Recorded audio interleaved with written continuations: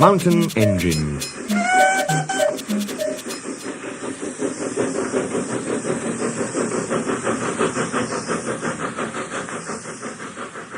Sir Handel had had a bad day. The old coaches, Agnes, Ruth, Lucy, Jemima and Beatrice, had been awkward. They'd made him slip to a standstill twice. He was furious. "Those cattle trucks should be scrapped," he fumed. Skarloey was shocked. "I won't have it," he protested. "Those old dears need kindness, not bad names." "Exactly so," agreed Renius. He winked at Skarloey. "You be thankful, Sir Handel, that we're not a mountain railway." "A mountain railway? What's that?" "A railway which climbs mountains, of course." "But it can't," said Sir Handel. "Its engine's wheels would slip." "But it can," said Renius firmly. "We've heard of one quite near here." "It can't." "It can." A noisy argument started just as Donald shunted a flat truck to the siding nearby. On the truck was a queer-looking engine. He had 6 small wheels and a stovepipe chimney. His boiler was tilted downwards, and his cylinders were back to front. "Whisht!" whispered Donald hoarsely.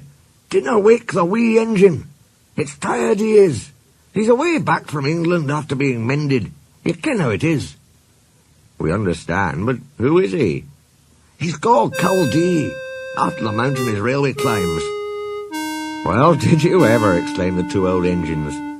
They looked at Sir Handel and chuckled. "I don't believe it," said Sir Handel. "Och, you'd best ask him yourself. Then maybe you'll learn it's the truth I've been telling ye." Donald puffed away, offended. Culdee woke to find the engines gazing at him. "Where am I?" he asked. They told him. "That's good," he said. "I'm nearly home now." "Do you really climb mountains?" asked Skarloey. "I've done it for years." "You must be clever. We couldn't. Our wheels would slip." "I'm not really clever," laughed Culdee. "I was just drawn like that."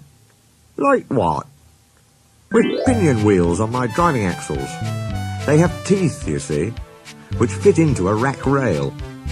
I can't slip, however steep the line is." "That," said Renius, "must help you going up. But if your line is so steep, aren't you frightened coming down?" "Why? We have good brakes." "Coaches," went on Renius, "are sometimes silly and try to push us downhill. Some engines find it hard to stop 'em." Sir Handel blushed and looked at his buffers.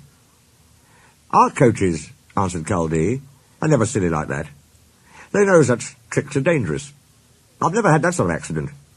But," he went on thoughtfully, "I was frightened once. Very frightened indeed."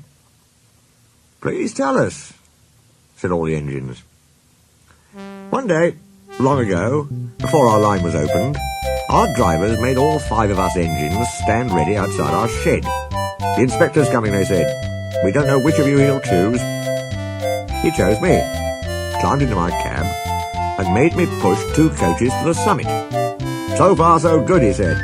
'Now we'll test your brakes.' So he went and stood on the steepest part of the line. Down, down it fell, with a nasty curve below, edging a precipice. 'Brakes off, driver! Let him roll!' "Oh!" gasped the little engine in horror.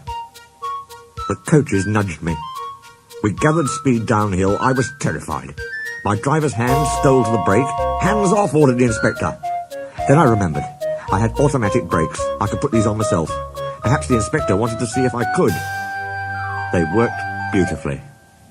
"Well done, Culdee," said the inspector. "You'll do." I smiled, of course, but felt very shaky. My driver and fireman mopped their faces. They'd been nervous too. "I'm never nervous now," finished Culdee. "Why should I be? There's no need."